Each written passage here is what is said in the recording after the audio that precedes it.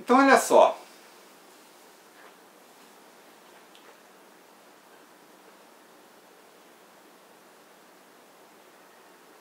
Há um problema aqui para Aristóteles, né, para a questão aristotélica, é que esse ser eu só posso atingir por analogia. Vocês estão me ouvindo? Congelou a imagem.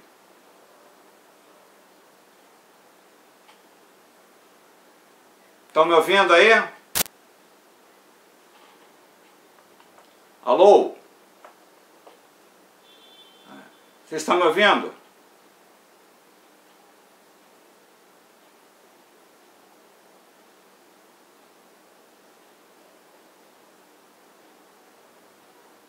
Alô? Ih, congelou.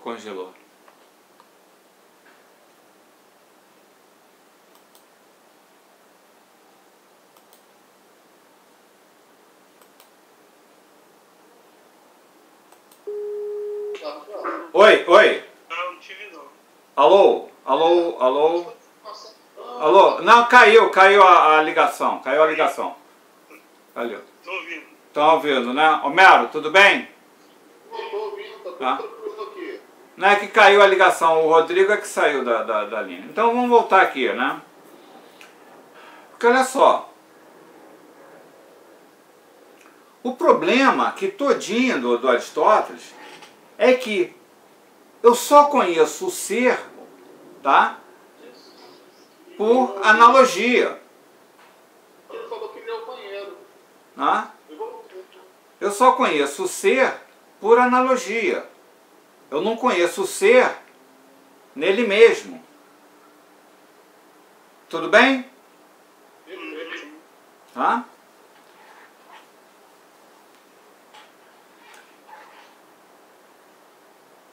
Então, olha só.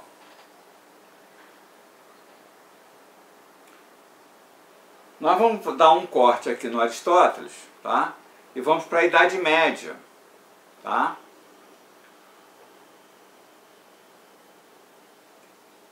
Mais especificamente, para Duns Scott, tá? Eu não vou entrar aqui nas questões medievais, tá? Porque não é o nosso objetivo, tá? Mas o Duns Scott é um personagem que é muito importante, não só para a modernidade, como para a contemporaneidade, tá? Mas existe um problema que está se dando ali na Idade Média, né? Porque nós estamos vivendo, então, num mundo cristão, num mundo dominado pelo cristianismo, tá? Então, olha só, existe um problema muito grande porque para a moral cristã, né, ou para a filosofia cristã, melhor dizendo, tá, o que rege, o que domina o pensamento cristão, tá, é justamente o fato de que existiria, ou que justificaria, né, a religião, seria a possibilidade de salvação, tá? Né? Na medida em que, pela doutrina cristã, né, judaica cristã, né,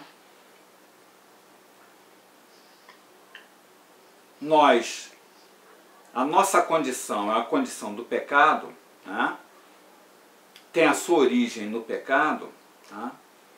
Então, a nossa conduta teria como finalidade a salvação da alma. Tá claro?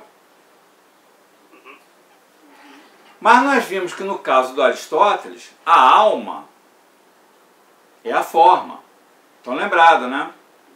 É a espécie. Tá? Ora, quem tem que ser salvo não é o homem. A salvação é um procedimento de Edmar, Rodrigo, Homero. A Marisol. O Marisol sumiu? Marisol tá aqui, ó. Ah, tá aí? Ah, não tô vendo. Tá? É que ela fica escondida. Né? Então, olha só. O que tem que ser salvo não é o homem. Quem tem que ser salvo são os indivíduos. Tá claro. Então isso gera um problema, porque nós vimos que para Aristóteles o que vai caracterizar a individuação, ou seja, aquilo que caracteriza o indivíduo enquanto indivíduo, para Aristóteles são os acidentes. Tá claro?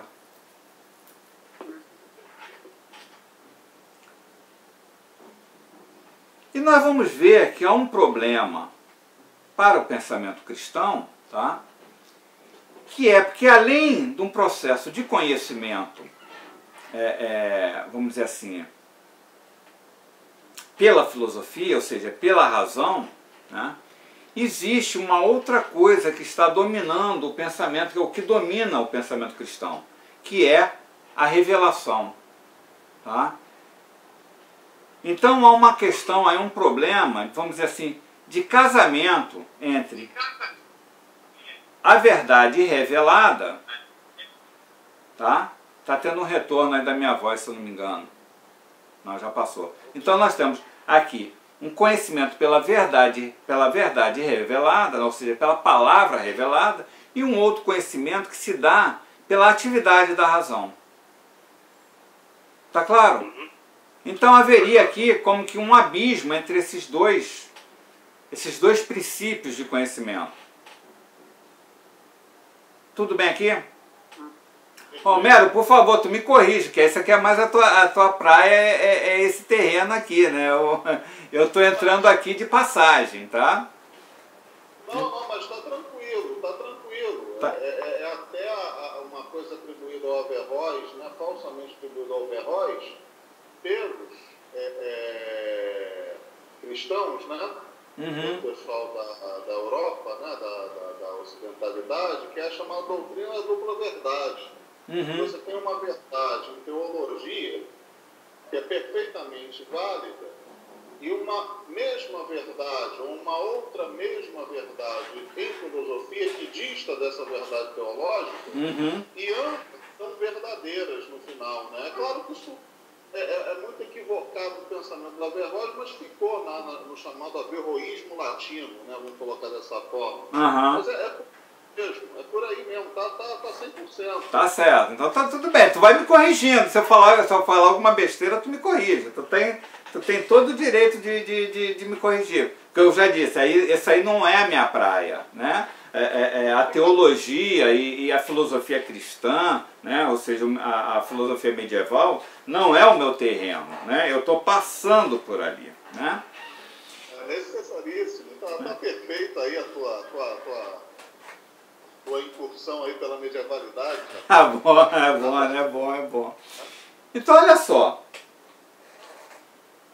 Como resolver esse problema? Tá? Como o Homero mesmo colocou, né? Tem esse problema que vem, né? Tem a sua raiz, a sua origem em Averroes. Tá? O Duns Scott, ele não vem por Averroes, ele vem por Avicennas, que é um outro filósofo árabe. Tá?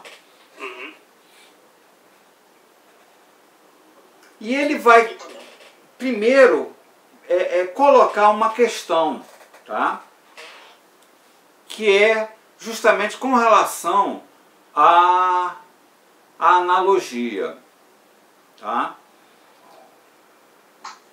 Ele fala que o que ele chama de razão natural, ou seja, que é a nossa atividade intelectual, né? Ou seja, a nossa racionalidade, né? Ela operaria, sim, pela analogia. Né? Nós vimos por Aristóteles, né? Nós vimos que em Aristóteles, né, o real, né, ou melhor dizendo,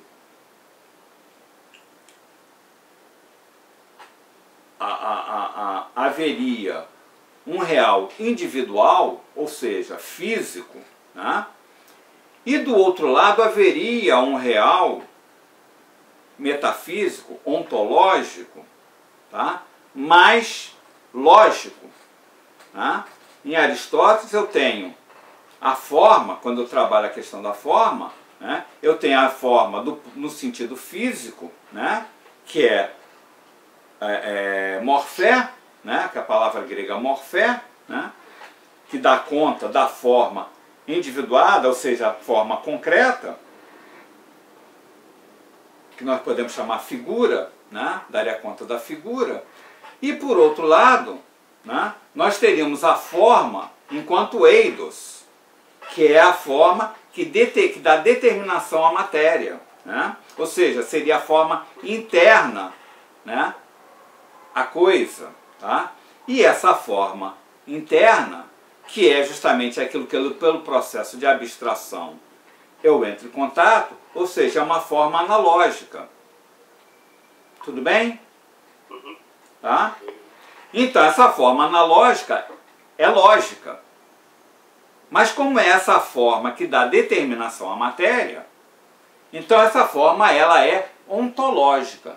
Então em Aristóteles há um ser, né, físico e um ser lógico ontológico ou lógico metafísico. Tá claro? Tá claro. O analógico ainda não tá para mim. Porque o analógico, a analogia, ela faz parte do processo da nossa razão, né? Ou seja, ela opera pela similitude. Olha só, diante de Rodrigo e Marisol, vou ficar só com dois, tá? Pelas estruturas semelhantes, eu tenho o ser, ou seja, a essência de Rodrigo e Marisol, que é homem, a espécie homem. São indivíduos que compõem a espécie homem. Tá claro? Agora olha só, então eu atingi o ser de Rodrigo e de Marisol. Tá claro? Mas esse ser que eu entrei em contato, ele é analógico. Tá? Agora olha só esse problema quando chega no universo cristão. Tá? Porque eu pego, por exemplo, já que eu já cheguei a esse ser homem, tá? Quando eu comparo homem com cavalo, por exemplo, são diferentes, são distintos, mas existem elementos semelhantes. Esses elementos semelhantes vão me dar a forma do homem e do cavalo, animal. Tá claro? Só que a semelhança entre Rodrigo e um cavalo qualquer é mais dispersa ou mais esparsa do que a semelhança entre Rodrigo e Marisol. Porque Rodrigo e Marisol fazem parte da mesma espécie. Enquanto que Rodrigo e um cavalo qualquer são espécies distintas. Da mesma forma, quando eu pego um animal, tá? E, por exemplo, Rodrigo e uma samambaia qualquer, são seres distintos. Porém, existem algumas semelhanças entre Rodrigo e a samambaia. Por exemplo, a de ser vivo. Tá claro? Só que essa semelhança é mais diluída. Da mesma forma, quando eu chego à noção de ser enquanto ser. eu chego a um ser analógico. Ou eu chego à ideia de ser por analogia, ou seja, eu tenho conhecimento do ser por analogia. Ora, se o problema cristão, ou seja, o problema da filosofia cristã, se baseia numa relação entre o homem e Deus, pela razão natural, eu só posso chegar a Deus por analogia. Eu só posso ter o conhecimento de Deus por analogia. Tá claro aqui? Tudo bem, Homero? Ou eu estou falando besteira? O pensamento teológico é esse mesmo, né? Hã? E o pensamento teológico é esse mesmo.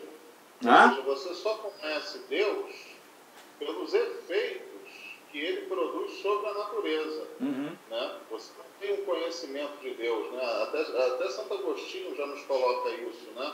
Antes da escolástica. Né? Você conhece Deus pelos efeitos dele. Não, você não tem um conhecimento de Deus por ele mesmo. Né? Por isso você conhece por analogia.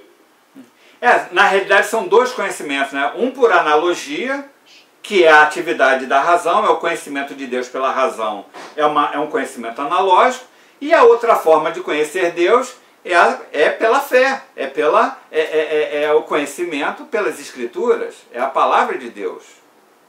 Né? Sim, sim. Ou seja, a revelação, né? Então você tem de um lado o conhecimento racional e o conhecimento revelado. Né? É nesse paralelismo que as questões teológicas vão se debater. Tá? Elas têm que casar no final das contas. Exatamente, né? Você tem que casar o conhecimento pela razão e o conhecimento pela revelação. Tá? Me parece que o problema todas as discussões teológicas, né? Aquele universo completamente